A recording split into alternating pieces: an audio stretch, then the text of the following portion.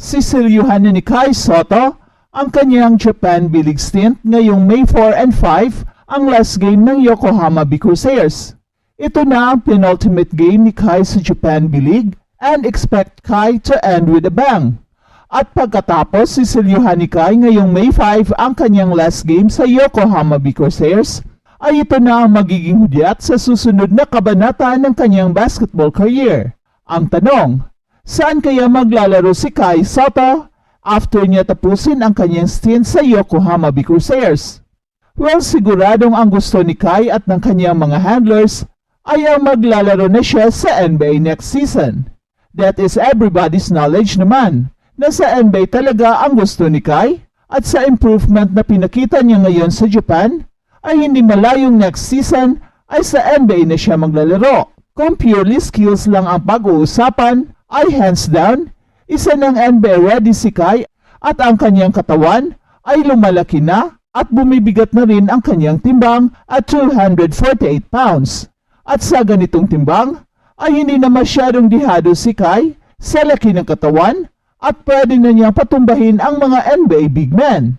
Even Vek Wembanyama ay 210 pounds lang siya, kaya I can't wait sa tapatang Kai Sotto at Victor Wembanyama kung paano patutumbahin ni Kai sa Wemby. Napakalaki kasi ng difference sa kanilang bigat ng katawan, and I feel na kayang ibuli ni Kai si Wemby sa ilalim.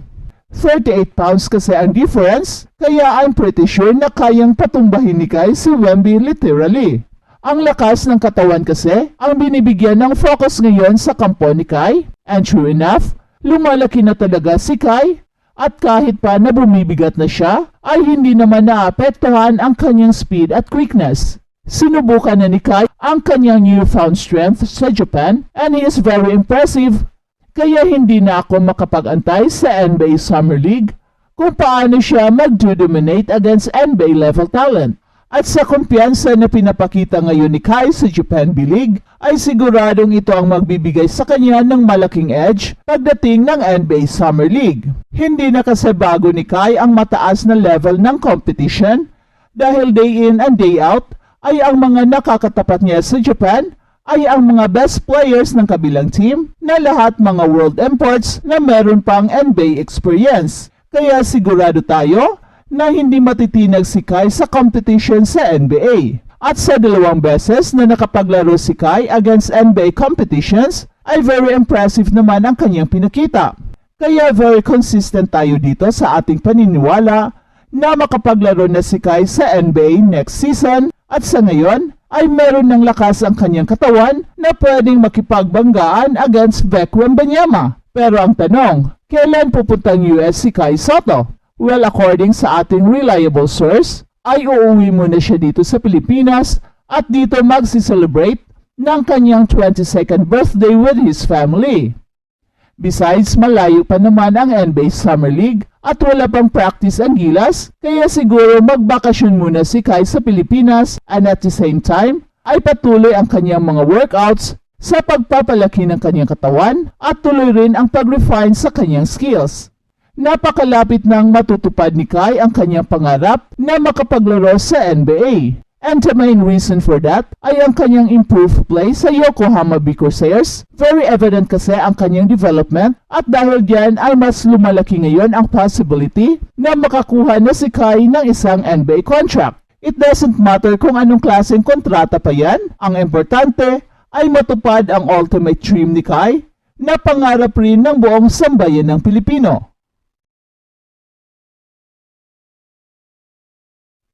At balitang NBA naman, Los Angeles Clippers ibinuhol ang serye kontra Dallas Mavericks. Nagduet ng tig 33 points sina Paul George at James Harden, at sinalag ng Los Angeles Clippers ang rally ng Dallas Mavericks para ipreserba ang 116-111 na panalo para itabla ang West Series sa 2-2 nitong Lunes.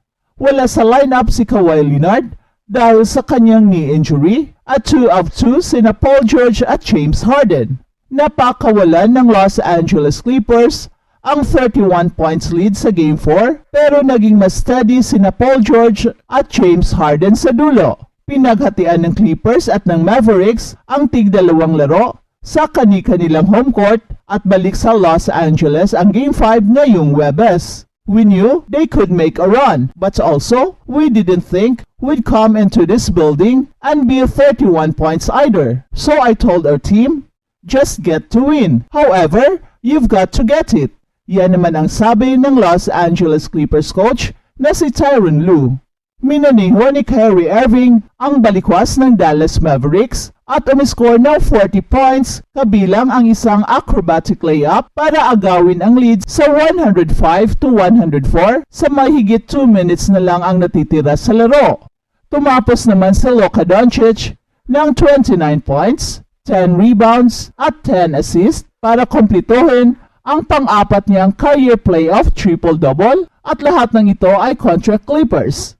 Bago ang laro ay questionable pa itong si Luka Doncic dahil sa pananakit ng kanyang kanang tuhod at nagtistis ng 26 points si Paul George sa first half nang lumubo ang lead sa 55-24 at nilista ni na Paul George at James Harden ang 11 of 18 sa 29 shooting ng Los Angeles Clippers sa tres. Habang si LeBron James di pa itataas ang puting bandera. Ayaw pa ang magbabakasyon ni LeBron James at nabasag din ng Los Angeles Lakers ang Denver Nuggets sa Crato.com Arena sa California. Umiscore si LeBron James ng 30 points, inayudahan naman ng 25 points, 23 rebounds ni Anthony Davis at nakaiwas sa first round sweep ang Los Angeles Lakers nang kubabawan ang Denver Nuggets sa score ng 119-108 sa Game 4 ng West Series nitong Sabado. Inilapit ng Lakers ang serye 3-1 at balik ang Game 5 sa Denver ngayong Martes. Nag-ambag ng tig-21 markers sina Austin Reeves at D'Angelo Russell at pinutol ng Lakers ang 11-game losing streak kontra Denver Nuggets mula pa noong December 2022. We get another opportunity to go play one more game, and if we win, come back and play another one and keep moving from there. Yan ang sabi ni Austin Reeves. At sa kanyang 21st NBA season, nangulit pa ng 14 points sa fourth quarter itong si King James. At hindi umubra ang pangalawang triple-double sa series at pang-18th ng career ni Nikola Jokic sa kanyang 33 points, 14 rebounds and 14 assists. At may 27 points and 11 rebounds si Michael Porter Jr. at 22 markers kay Jamal Murray, pero nalimitahan sa 7 points lang si Aaron Gordon matapos mangalabaw ng 29 points sa Game 3.